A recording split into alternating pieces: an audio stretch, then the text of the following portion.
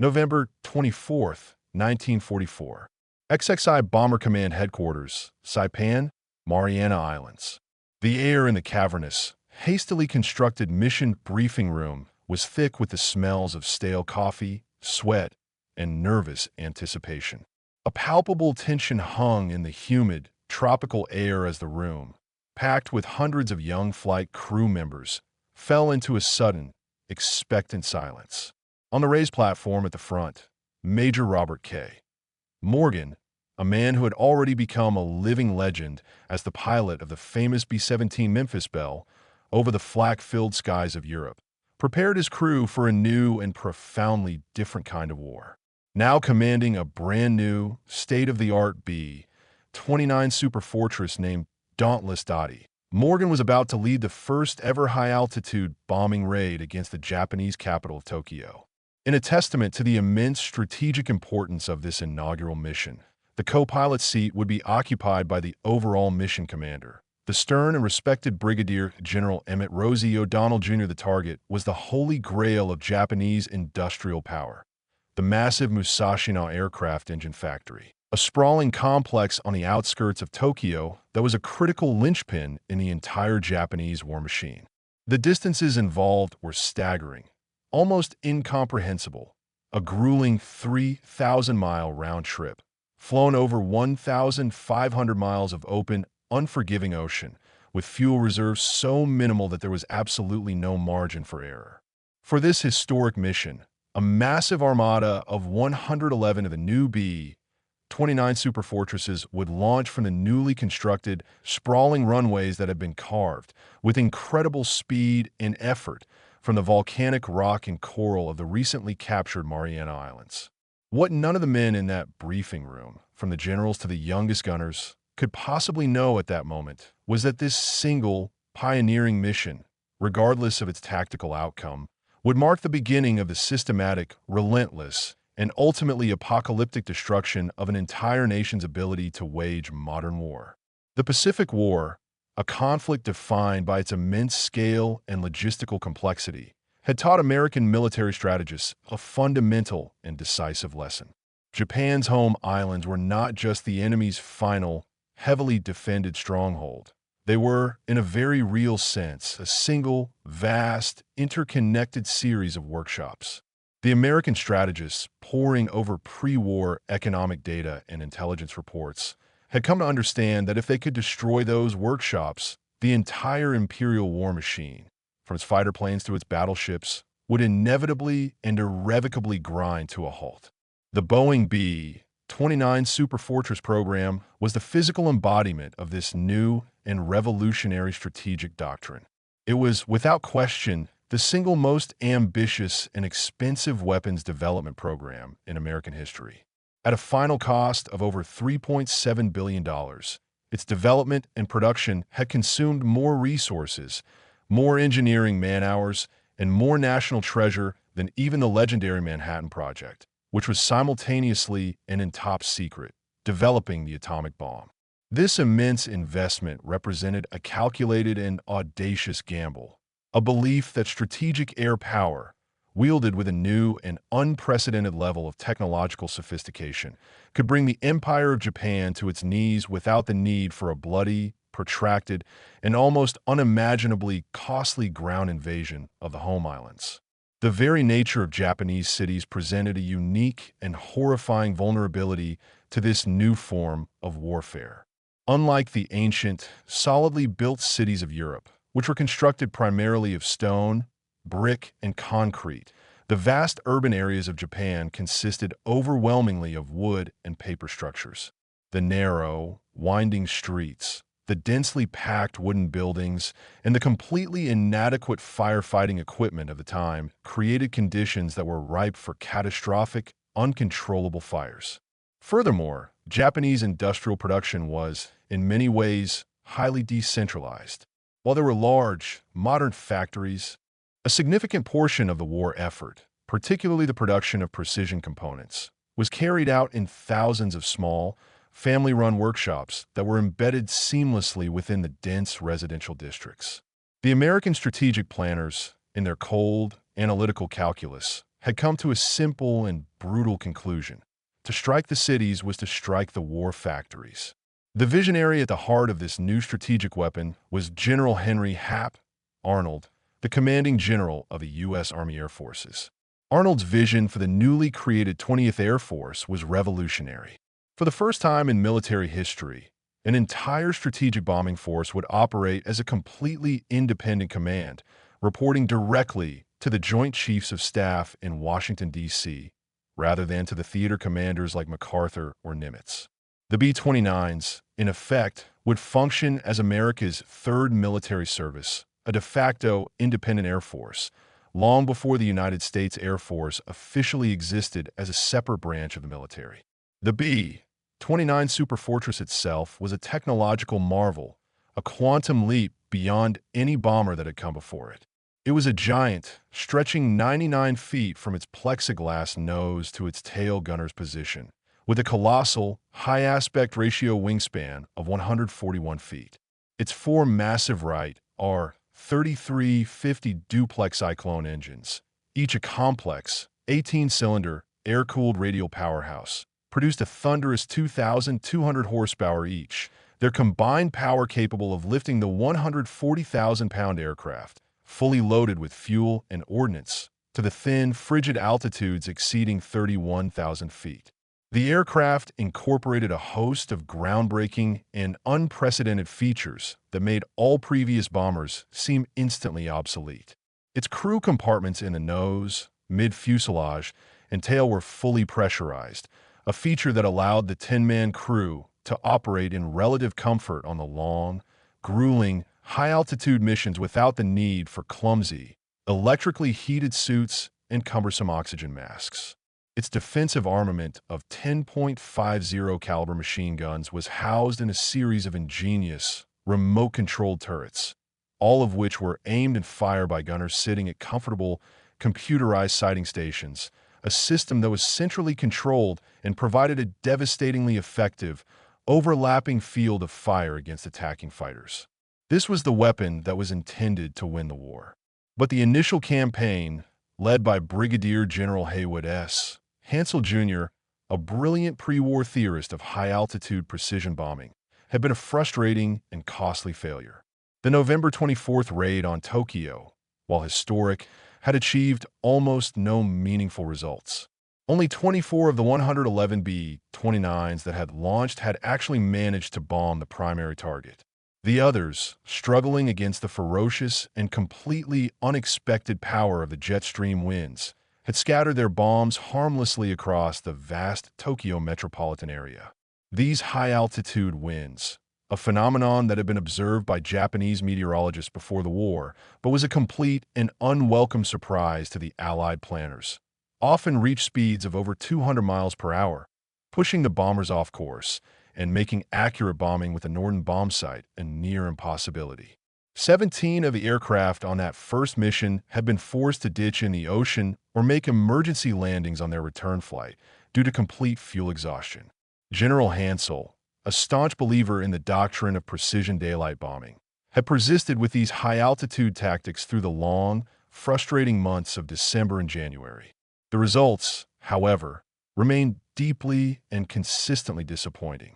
Persistent, heavy cloud cover obscured the targets on most days, forcing the bombardiers to rely on their primitive, early-generation radar systems, which provided a crude and often misleading picture of the ground below. And the complex, often temperamental R-3350 engines continued to be plagued by mechanical failures, with a distressingly high number of aircraft aborting their missions due to engine fires and other malfunctions. By the end of January 1945, the XXI Bomber Command had flown 14 costly missions against Japan, dropping a total of 1,385 tons of bombs, while losing a staggering 41 B-29s in the process. At this unsustainable rate of attrition, the entire B-29 force would be depleted long before it could inflict any significant damage on Japanese industry. Back in Washington, General Arnold's patience had finally reached its limit. His health was rapidly deteriorating. He had already suffered his fourth heart attack of the war, and he desperately needed a vindication for the massive, politically risky investment in the B-29 program before a skeptical Congress began to question its viability. On January 20th, he made a fateful decision. He relieved General Hansel of his command and appointed the 38-year-old Major General Curtis Emerson LeMay to lead the XXI Bomber Command. LeMay's orders from Arnold were simple, direct, and utterly unambiguous. Produce results, or you will be replaced. LeMay was a man forged in a different fire than the aristocratic theorists of the Air Corps Tactical School. At 38 years old, he had already earned a fearsome reputation as the most innovative and ruthless tactical mind in all of American strategic bombing. His brutally honest efficiency reports from his time commanding the B-17s of the 8th Air Force in Europe described him as ruthlessly competent and methodically precise in his planning and execution. LeMay's childhood in Ohio had been marked by poverty and a relentless determination to succeed. He had worked grueling graveyard shifts at a steel foundry to pay for his engineering courses at Ohio State University. That blue-collar work ethic, combined with a sharp, analytical engineer's mind, had given him a pragmatic, results-oriented approach to warfare that was completely devoid of sentimentality. He was not interested in proving a pre-war doctrine. He was interested in winning the war. Upon his arrival in the Marianas, LeMay spent 3 intense weeks analyzing every single aspect of the B-29 operations. He flew on combat missions personally, sitting in the co-pilot seat to observe the crew procedures, the weather conditions, and the enemy's responses firsthand. He studied the complex weather patterns, pored over the Japanese industrial intelligence reports, and meticulously analyzed the bomb damage assessment photos from every previous raid. His conclusion, when it came, was revolutionary and would shock his staff to its core. Everything about the current American bombing tactics was wrong, and everything needed a change. LeMay saw that Japan's greatest vulnerability was not its large, modern factories, but the very fabric of its urban society. He knew that each of his B-29s could carry a staggering 20,000 pounds of bombs. With proper organization and a willingness to take risks, a force of 500 of his aircraft could deliver 5,000 tons of ordnance in a single, overwhelming mission. And he had a new weapon at his disposal, the M69 incendiary bomb, a device developed by scientists at Harvard University and tested at the Dugway Proving Ground in Utah, which contained the terrifying new substance of napalm, a jellied gasoline that would stick to any surface and burn with an almost unquenchable fury at over 1,800 degrees Fahrenheit. Colonel Thomas Power, one of LeMay's wing commanders, had studied Japanese construction methods extensively. He knew that the traditional Japanese buildings used no nails, relying instead on a complex system of interlocking wooden joints. He knew that their tatami mat floors, their paper screen walls, and their lightweight wooden support beams created structures that would ignite like so much kindling. A single M69, he calculated, could easily destroy a single house. Thousands of M69s dropped in a concentrated pattern could destroy an entire city. In stark contrast, Japan's ability to defend itself against such an assault was woefully inadequate.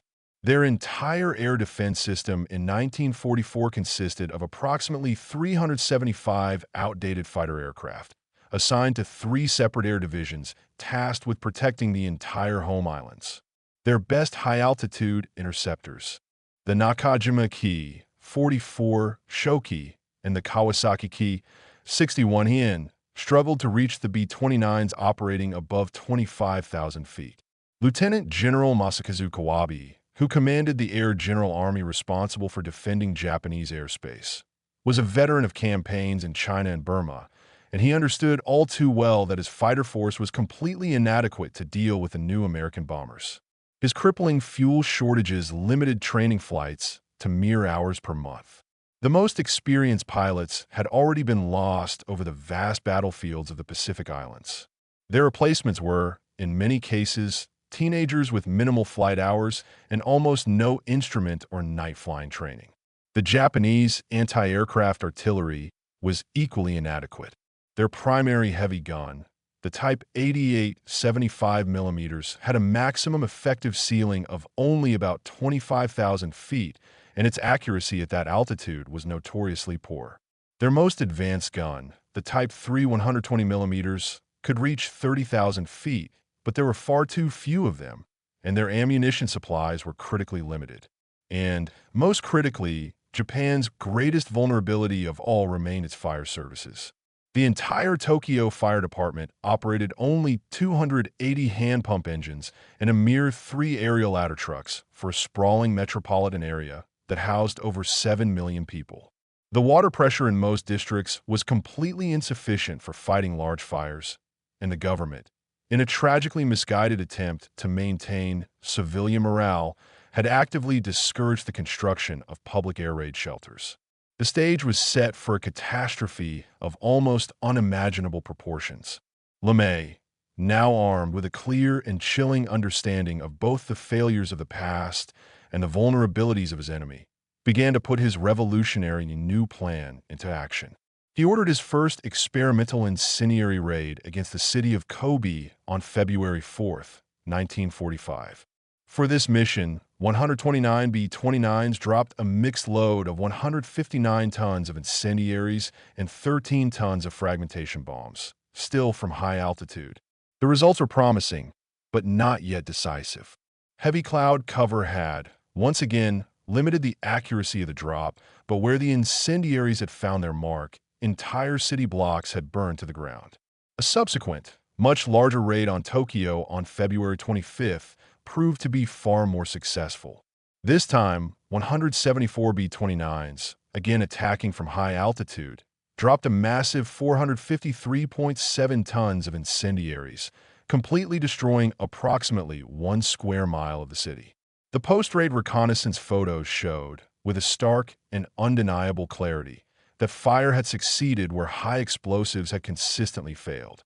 But even these results, as impressive as they were still insufficient for LeMay.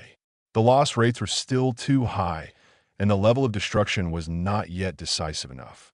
The final, critical breakthrough came not from a change in ordnance, but from a cold, hard, statistical analysis conducted by the brilliant civilian scientists of the XXI Bomber Command's Operations Analysis Section.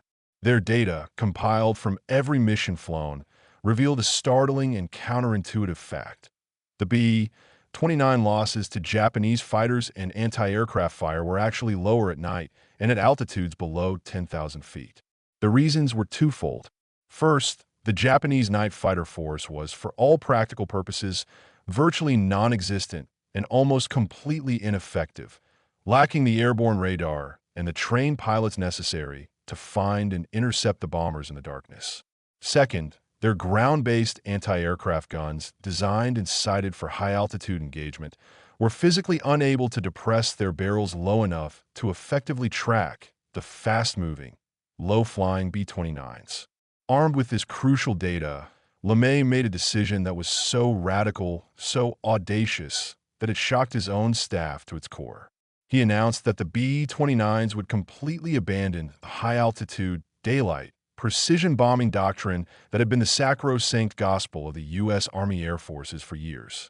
Instead, they would attack at night. They would attack individually in a long bomber stream, rather than in defensive formations. They would attack at the terrifyingly low altitudes of between 5,000 and 9,000 feet.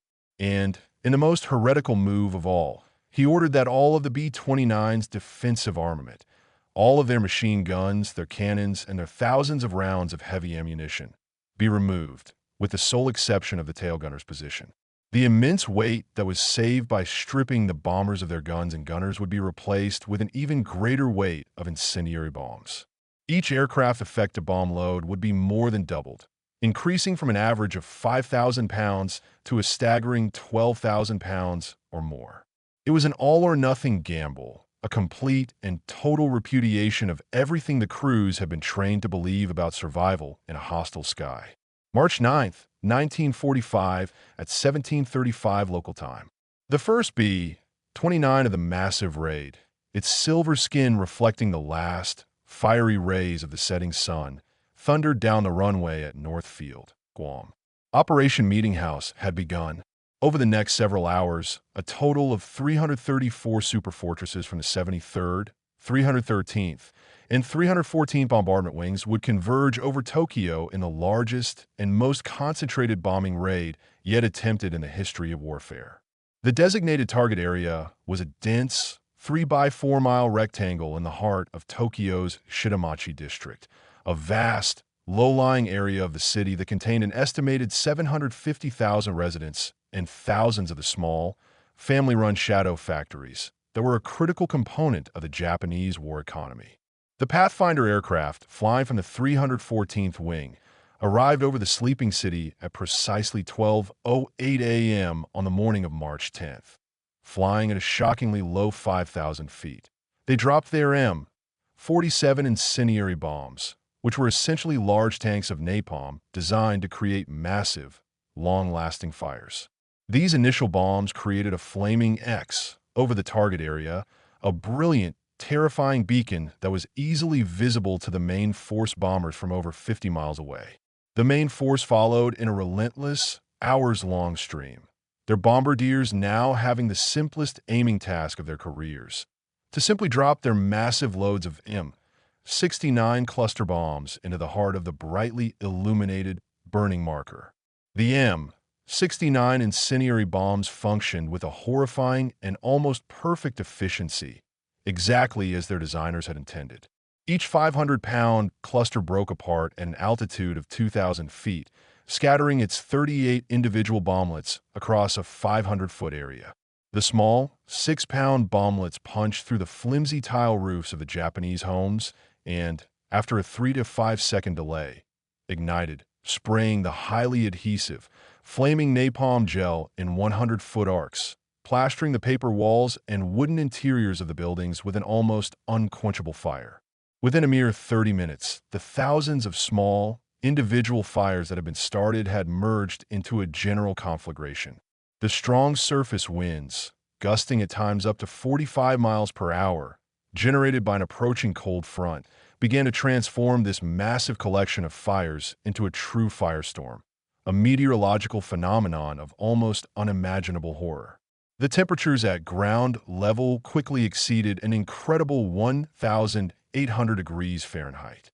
The superheated air, rising with an immense and terrifying force, created massive, tornado-like updrafts that were so powerful they could toss the massive 140,000-pound B-29s around the sky like toys, forcing the pilots to fight desperately for control of their aircraft. Several of the bombers would return to their bases with their thick, aluminum-skinned surfaces buckled and warped from the intense radiant heat they had experienced, even at an altitude of 7,000 feet. By the time the sun rose on the morning of March 10th, 15.8 square miles of central Tokyo, an area that had once been home to nearly 1 million people, had been completely and utterly reduced to a smoking, featureless plain of ashes. The conservative U.S. estimates placed the immediate death toll at 83,793, but later Japanese sources and demographic studies suggest that the true figure may have exceeded 100,000, with many tens of thousands more injured. Over 40,000 people were grievously wounded, and more than 1 million were left homeless. By the grim metric of immediate death and destruction, it was, and remains, the single deadliest air raid in all of human history. The undeniable and catastrophic success of Operation Meeting House transformed American strategy overnight. LeMay, his radical gamble having paid off in the most spectacular and horrifying way imaginable, immediately began to plan a series of follow-up raids, even as his intelligence officers worked to assess the profound psychological impact that the raid had had on the Japanese leadership. Intercepted radio traffic indicated a state of near panic within the Japanese government. Emperor Hirohito himself, in an unprecedented move, personally toured the devastated areas of his capital and was reportedly seen weeping at the almost incomprehensible scale of the destruction. On March 11th, just 1 day later, a force of 313 B-29s struck the city of Nagoya, destroying 2 square miles of the city. On March 13th, 274 superfortresses attacked Osaka, creating another massive firestorm that consumed a staggering 8 square miles of the city's industrial heart. On March 16th, a force of 331 bombers was sent to Kobe, destroying 3 square miles. And on March 19th, the relentless 10-day blitz was concluded with another massive raid on Nagoya, this time involving 290 aircraft. In just 10 days, LeMay's XXI Bomber Command had completely destroyed over 32 square miles of Japan's 4 largest and most important cities, had killed an estimated 150,000 people, and had made millions more homeless. But the cost of this new, high-tempo campaign was also becoming apparent. The flight crews were pushed to the absolute limits of human endurance, flying these long, grueling missions with little to no rest in between. The maintenance units on the ground worked around the clock, in a desperate and often losing battle to keep the complex and temperamental aircraft operational. And most critically, the command had, in its 10-day blitz, completely exhausted its entire forward-deployed supply of incendiary bombs. The Japanese response to this new form of warfare evolved rapidly and desperately. Their fighter pilots, unable to effectively intercept the bombers at night, began to develop and practice ramming tactics, deliberately crashing their own aircraft into the B-29s in a final, suicidal act of defiance. Their anti-aircraft batteries were repositioned and retrained to engage the low-altitude targets. And the civil defense units, in a tragically futile gesture, began to distribute sand and water buckets to the civilian population, though these proved to be utterly useless against the hellish fury of napalm. Japanese propaganda, which had once spoken of glorious victories, now began to prepare the population for the decisive battle for the homeland, a final, apocalyptic struggle that would involve every man, woman, and child. The American invasion of Okinawa in April of 1945 forced a temporary, and for LeMay, frustrating, shift in the B-29's mission. From April 17th to May 11th, the superfortresses were diverted from their strategic bombing campaign and flew over 2,100 sorties against the Japanese airfields on the island of Kyushu, a tactical mission designed to suppress the kamikaze attacks that were being launched against the invasion fleet. These tactical missions, while necessary, infuriated LeMay, who had become a true believer in the power of strategic bombing and was convinced that a continued, relentless campaign of firebombing could force a Japanese surrender without the need for a bloody ground invasion.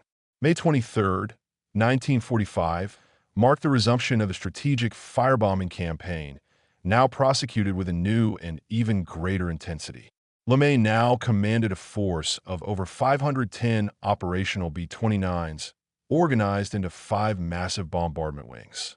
The 58th Wing had been transferred from the now-defunct China-Burma-India Theater, and the brand-new 315th Wing had arrived, its aircraft equipped with the latest, specialized radar systems specifically designed for precision night operations.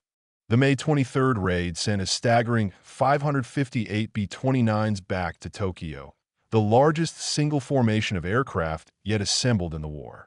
The Pathfinders marked multiple aim points across the southern districts of the city, areas that had been untouched by the Great March raid. The bombers dropped a colossal 3,646 tons of incendiaries, creating multiple, massive firestorms that quickly merged into a single, city-killing conflagration, this time covering another 5.3 square miles. Just 2 days later, on May 25th, came what was to be the climactic raid of the Tokyo campaign. A force of nearly 600 B-29s returned to the Japanese capital, this time targeting the governmental and commercial district around the Imperial Palace. Although the palace itself, by a direct and explicit order from Secretary of War Henry Stimson, was to be considered off-limits, the surrounding ministries, military headquarters, and financial centers were all considered legitimate and vital targets. This raid destroyed another 16.8 square miles of the city, effectively eliminating Tokyo as a functioning capital and administrative center. The sight of hundreds of superfortresses, now flying in broad daylight, droning with an arrogant impunity over the heart of their city, had a shattering effect on the morale of the Japanese people. The pilot Sunao Hirata of the 244th Fighter Squadron, one of the elite home defense units, later wrote of his utter helplessness. "We could only watch helplessly as they destroyed our city, block by block. There were simply too many of them to attack. It was like trying to stop a tsunami with your bare hands." By the end of May, the XXI Bomber Command was launching massive raids of 500 or more B-29s every other day. The cities of Yokohama, Kawasaki, and dozens of smaller, secondary industrial cities fell, one by one, to the relentless incendiary onslaught. Japanese air opposition had, by this point, virtually ceased to exist. Most of their remaining experienced fighter pilots and their best aircraft were being hoarded and held in reserve for a final, suicidal wave of kamikaze attacks during the anticipated American invasion of the home islands. By the sweltering summer of 1945, the B-29 force operating from the Mariana Islands had grown into an aerial juggernaut of almost unimaginable proportions, a force that now numbered over 1,000 of the massive superfortresses. The campaign of urban destruction had reached a terrifying industrial-scale efficiency. By the beginning of August, a staggering 66 of Japan's largest and most important cities had been systematically attacked, with a total of over 180 square miles of their urban areas completely and utterly destroyed, reduced to wastelands of ash, charred timber, and twisted metal. The most conservative and official American estimates place the number of civilian casualties from these raids at a minimum of 330,000 dead and over 500,000 grievously injured, with a staggering 8.5 million people left homeless, becoming refugees in their own shattered country. The impact on Japan's industrial production was nothing short of catastrophic. Aircraft manufacturing, a key metric of a nation's ability to wage modern war, had fallen to a mere 10% of its 1944 levels. Oil refining had ceased entirely after a series of devastatingly accurate precision raids had destroyed the country's primary storage facilities and refineries. And the thousands of dispersed cottage industries, the small, family-run workshops that had produced so many of the essential components for Japan's military equipment, were now buried under the rubble of the residential districts that had once housed them. The psychological impact of this relentless and seemingly unstoppable campaign of destruction, however, likely exceeded even the immense physical damage.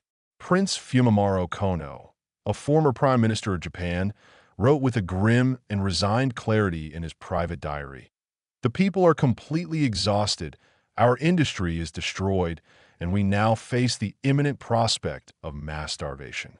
The B-29s have accomplished what our enemies' armies and navies could not. They have brought the war home in the most brutal and intimate way to every single Japanese citizen." American losses, while tragic for the men and their families, were, from a cold, strategic perspective, almost shockingly light. A total of 414 B-29s were lost during the entire campaign, from all causes including combat and operational accidents, with approximately 2,600 airmen listed as killed or missing. This represented a per-sortie loss rate of just 1.38%, a figure that was far, far below the devastating 5% to 10% loss rates that the B-17s and B-24s had suffered on a daily basis over the heavily defended skies of Germany. The B-29, particularly in its low-altitude, nighttime role, had proven to be an incredibly effective and survivable weapon system. The B-29 campaign against Japan had fundamentally and permanently changed the very doctrine of warfare. For the first time in human history, strategic air power, wielded with a new and terrifying level of efficiency, had brought a major industrial power to the very brink of total collapse and surrender, all without the need for a single soldier to set foot on its home soil in a ground invasion. The post-war United States Strategic Bombing Survey, in its exhaustive and highly detailed analysis, came to a stark and, for some, controversial conclusion: that Japan would have surrendered by November of 1945, even without the use of the atomic bombs and without the planned American invasion, based solely on the cumulative and catastrophic effects of the conventional bombing campaign and the concurrent naval blockade. The stunning effectiveness of this campaign stemmed from a convergence of multiple, overwhelming technological advantages. The B-29's incredible range had allowed the strikes to be launched from secure bases that were far beyond the reach of any effective enemy counterattack. Its advanced radar bombing capabilities, particularly in the later models, had enabled a surprising degree of accuracy, even at night and through heavy cloud cover. The M69 incendiary bomb, a weapon of almost diabolical ingenuity, had proven to be devastatingly and perfectly effective against the unique vulnerabilities of Japanese urban construction. The advanced, remote-controlled central fire control systems on the bombers had allowed for a reduction in crew size, which in turn maximized the number of aircraft and the amount of ordnance that could be brought to bear. The very organizational structure of the 20th Air Force, operating as an independent strategic command, had provided a powerful and successful model for what would become the independent United States Air Force, which was officially established in 1947. Strategic bombing, the B-29 campaign had proven, was a distinct and decisive form of warfare, one that required its own specialized equipment, its own unique training, and its own dedicated command structures, completely separate from the traditional operations of the Army. The massive training programs that had been established back in the United States had produced thousands of highly qualified flight engineers, radar operators, bombardiers, and maintenance specialists, creating a deep pool of technical expertise that the Japanese, with their shattered educational and industrial systems, simply could not match. The B-29 campaign against Japan, in its totality, represented the perfect and terrifying convergence of immense industrial might, relentless technological innovation, and a brutal but effective strategic adaptation. The dramatic transformation from General Hansel's initially unsuccessful and costly high-altitude precision bombing to General LeMay's devastating low-altitude area attacks was a powerful demonstration of the critical importance of tactical flexibility. The pre-war American air power doctrine had been built entirely around the concept of high-altitude, daylight precision strikes against specific key industrial targets.